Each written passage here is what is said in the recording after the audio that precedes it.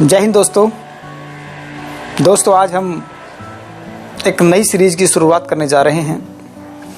जिस सीरीज का एपिसोड हर रविवार को हम रिकॉर्ड करेंगे और ये सीरीज होगी 1947 के बाद का हिंदुस्तान। 1947 के बाद का हिंदुस्तान कैसा था,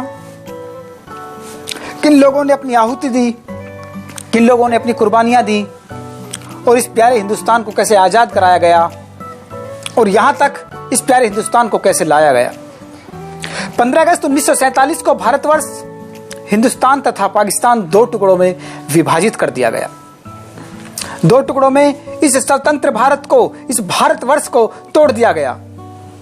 लोग मानते हैं कि ब्रिटेन की छलपूर्ण नीति, मुस्लिम लीग की कूटनीति, भारतीय जनता में दृढ़ता और सामर्थ्य का अभाव, कांग्रेस की गैर जिम्मेदारीपूर्ण भूमिका व अवसर के प्रति अचेत रहना और गांधी जी की अहिंसा के कारण देश का विभाजन सही नहीं हुआ। भारत की आजादी के साथ जुड़ी देश विभाजन की कथा बड़ी व्यथा भरी है। कुछ लोग भारत विभाजन के खिलाफ थे, कुछ लोग भारत विभाजन के पक्ष में थे, कुछ लोग ये चाहते थे कि भारत विभाजन हो ही ना, कुछ लोग ये चाहते थे कि अगर भारत विभाजन हो रहा है तो धर्म के आधार पे ना हो, कुछ लोग ये चाहते थे अगर भारत विभाजन हो रहा है तो धर्म के आधार पे हो जिससे भविष्य में कभी विवाद ना हो। मगर डॉक्टर अब्दुल कलाम आजाद, मौलाना अबुल कलाम आजाद ये चाहते थे कि हिंदुस्तान कभी विभाजित ना हो। मौलाना अबुल कलाम आजाद ने दिल्ली की जमा मस्जिद से लोगों को यह पैगाम दिया, ए मेरे भाइयों, हम कौन से हिंदुस्तान को छोड़कर जा रहे हैं, हम कौन सा नया पाकिस्तान बसा रहे हैं, हम उस हिंदुस्तान को छोड़कर जा रहे हैं जिसे हमारे बुजुर्गों ने, हमारे उलेमाओं ने अपने खून पसीने से बनाया है। हम उस हिंदुस्तान को छोड़कर जा रहे हैं। वहीं डॉक्टर राम मनोहर लोहिया ने विभाजन को गलत ठहराया और सभी से अपील की कि इस हिंदुस्तान के टुकड़े मत होने दो, इस हिंदुस्तान को दो टुकड़ों में मत बंटने दो। मगर कुछ लोग जो राजनीति चाहते थे, जो ये चाहते थे कि हमें इस हिंदुस्तान के टुकड़े करने हैं, हाँ इस हिंदुस्तान का मालिक हमें बनना है, पाकिस्तान का मालिक हमें बनना है, उन कुछ लोगों ने इस हिंदुस्तान को विभाजित कर दिया। स्वतंत्रता के समय भारत के अंतर्गत 3 तरह के क्षेत्र आते थे।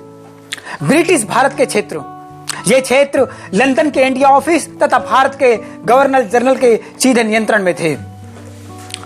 नंबर 2 देशी राज्य, नंबर 3 फ्रांस और पुर्तगाल के औपनिवेशिक क्षेत्र, चंदन नगर, पांडिचेरी, गोवा आदि आते थे।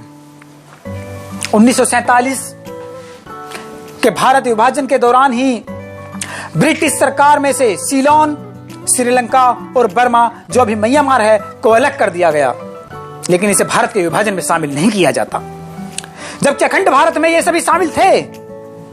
इस तरह कुल मिलाकर भारतवर्ष में 662 रियासतें थीं, जिसमें 565 रजवाड़े ब्रिटिश शासन के अंतर्गत आते थे। 565 रजवाड़ों में से 552 रियासतों ने अपनी मर्जी से भारतीय परिसंघ में शामिल होने की स्वीकृति दे दी। जूनागढ़, हैदराबाद, त्रावणकोर, कश्मीर को छोड़कर बाकी की रियासतों ने पाकिस्तान के साथ जाने की स्वीकृति दे दी थी। मुगल तथा मराठा साम्राज्यों के पतन के बाद भारतवर्ष बहुत से छोटे छोटे राज्यों में विभक्त हो गए, विभाजित हो गए। इन राज्यों में हिंदू, भावलपुर, माफ करना, सिंध, भावलपुर, दिल्ली, अवध, रुहेलखंड, बंगाल, कर्नाटका, मैसूर, हैदराबाद, भोपाल, जूनागढ़ और सूरत में मुस्लिम शासक थे। इन मुस्लिम शासकों के राज्य में हिंदू बहुसंख्यक थे, जबकि जम्मू और कश्मीर में हिंदू शासक थे और मुस्लिम बहुसंख्यक थे। दूसरी ओर पंजाब तथा सरहिंद में अधिकांश सिखों के राज्य थे।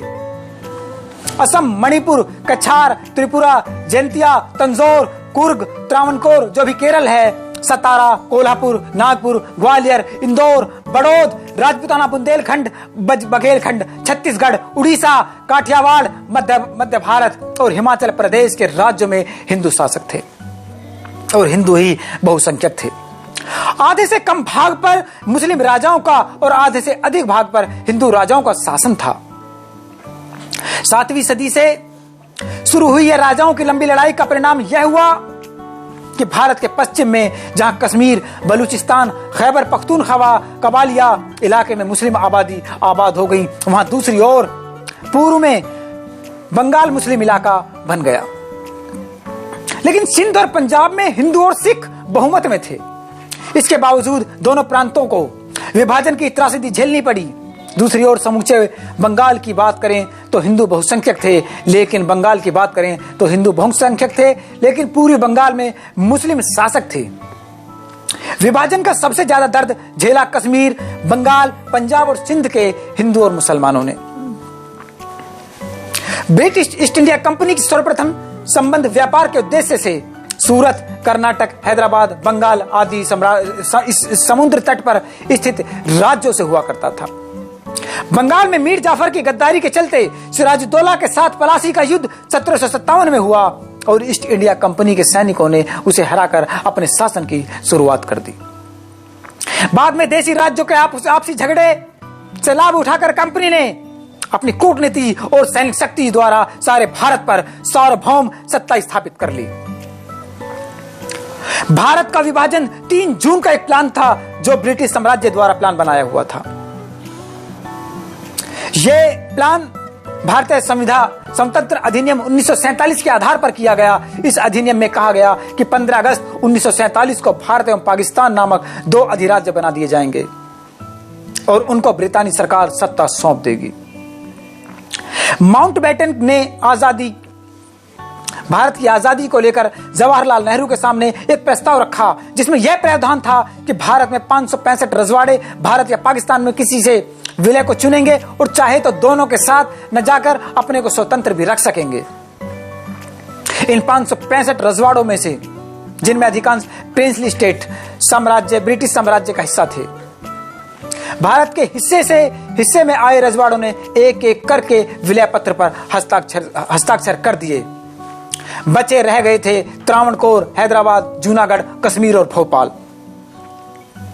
662 देशी रियासतों में से ब्रिटिश सरकार के अधीन थे 565 रजवाड़े थे।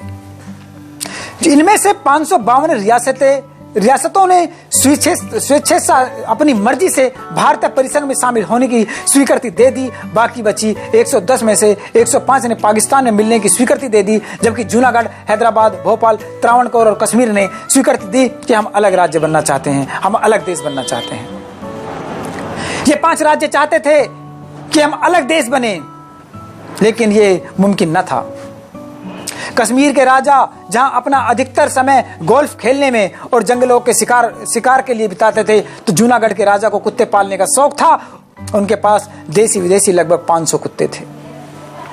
भोपाल के नवाब तो नवाब ठहरे, हैदराबाद के निजाम अक्खड़ किस्म के थे, जिनमें कट्टरपंथी सोच थी। मुस्लिम बहुल कश्मीर के हिंदू राजा हरि सिंह अपने राज्य को आजाद मुल्क बनाना चाहते थे, जबकि मुसलमान और पंडित भारत संघ से मिलना चाहते थे। दूसरी ओर हिंदू बहुल हैदराबाद और भोपाल के मुस्लिम निजाम और नवाब आजाद मुल्क बनाना चाहते थे, जबकि उनकी जनता भारत संघ में मिलना चाहती थी और यही इच्छुक थी कि हम भारत में मिल जाएं। दूसरी ओर जूनागढ़ के राजा मुसलमान थे, जबकि उनका क्षेत्र हिंदू बहुल था। वे अपने राज्य को पाकिस्तान में मिलाना चाहते थे। 5 राज्य चाहते थे आजाद मुल्क, जिनमें जूनागढ़, हैदराबाद, भोपाल, त्रावणकोर और कश्मीर ने स्वीकृति दे दी थी। वे खुद को आजाद मुल्क बनाना चाहते थे, लेकिन भौगोलिक और सांस्कृतिक पृष्ठभूमि के चलते ऐसा संभव होना मुमकिन न था। सबसे पहले त्रावणकोर के राजा ने अपने क्षेत्र को आजाद घोषित कर दिया। त्रावणकोर के राजा हिंदू थे और वहां की जनता हिंदू बहुल थी। त्रावणकोर के राजा उत्तरादोम तिरुनुकुल मार्तंड वर्मा ने बहुत समय पहले अपने क्षेत्र को आजाद मुल्क को घोषित कर दिया था। वर्ष 1947 में भारत की आजादी और रियासतों के भारतीय संघ में विलय से दक्षिण केरल में त्रावणकोर ने खुद को आजाद मुल्क बनाने की घोषणा कर दी। त्रावणकोर ने 1934 से ही आजादी के लिए आंदोलन चला रखा था, लेकिन वह साम्यवादी पार्टी का जोर था। 1938-39 ईस्वी में त्रावणकोर और कोच्चि के आंदोलनकारी कर्मी लोकतांत्रिक और आजाद मुल्क बनने की राह पर चल रहे थे। त्रावणकोर में कांग्रेस और युवा लीग पार्टियों के आंदोलन के चलते राजा और सरकार दोनों ही परेशान थी। राज्य कांग्रेस और युवा लीग पर प्रतिबंध लगा दिया गया था। बाद में दीवान को लेकर कांग्रेस के अंदर फूट पैदा हो गई।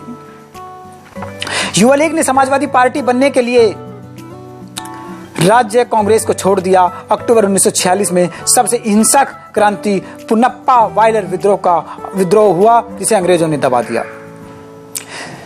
जब ब्रिटिशों ने भारत छोड़ने की घोषणा की तो राजनीतिक संकट पैदा हो गया। त्रावणकोर के दीवान ने घोषणा की कि ब्रिटिश राज्य के खात्मे के बाद भी त्रावणकोर अब भी स्वतंत्र राज्य है। इससे विवादों को हवा मिली। इससे दीवान की दमन की ताकत खत्म हो गई। दमन और अफरा तफरी के बीच उनके जीवन का सबसे असफल प्रयास किया गया। सबसे पहले सबसे बेहतर वकील को रखा गया और दीवान के राज्य में अपनी उपस्थिति कायम रखी। आजादी के बाद ही त्रावणकोर भारतीय संघ का हिस्सा बन गया। पहले दक्षिण केरल में शासन करने वाले पूर्ववर्ती त्रावणकोर राजघराने के प्रमुख राजा उथारोदोम तिरुनुकुल मार्तंड वर्मा के थे। भारत के गुजरात प्रांत का एक क्षेत्र जूनागढ़ 15वीं शताब्दी तक राजपूतों का गढ़ रहा। जूनागढ़ पर 1472 में गुजरात के महमूद बेगड़ा ने कब्जा कर लिया, जिन्होंने इसे मुस्तफाबाद नाम दिया गया। जूनागढ़ में 80% लोग चाहते थे हिंदू थे। भारत विभाजन के दौरान जूनागढ़ के नवाब मोहम्मद महताब खान जी ने अपनी रियासत का विलय 15 अगस्त 1947 को पाकिस्तान में कर दिया। तो उसे लेकर न सिर्फ जूनागढ़ की जनता में बड़े पैमाने पर आक्रोश पैदा हुआ, बल्कि विद्रोह की घोषणा भी की गई।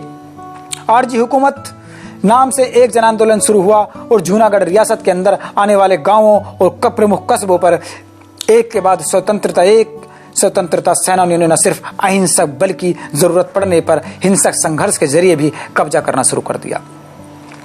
परिणाम यह हुआ कि नवाब 24 अक्टूबर 1947 को पाकिस्तान भाग गया। वह इतना भयभीत था कि अपनी एक बेगम को उसके हवाई अड्डे पर समय से न पहुंचने के कारण उसे छोड़कर चला गया। कुत्तों के साथ ले गया और बेगम को छोड़ गया।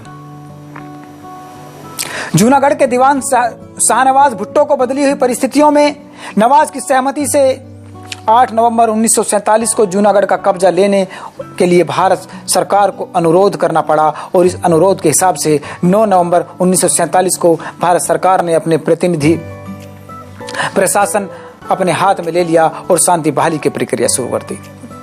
20 फरवरी 1948 को जूनागढ़ की जनता ने जनमत के माध्यम से भारत के साथ विलय कर दिया। अगले एपिसोड में हम आपसे बात करेंगे 1720 से चल रहे हैदराबाद के निजाम शासन की, और हैदराबाद के निजाम शासन ने क्यों चाहते थे कि वो हिंदुस्तान से अलग होकर एक नया देश बनाए।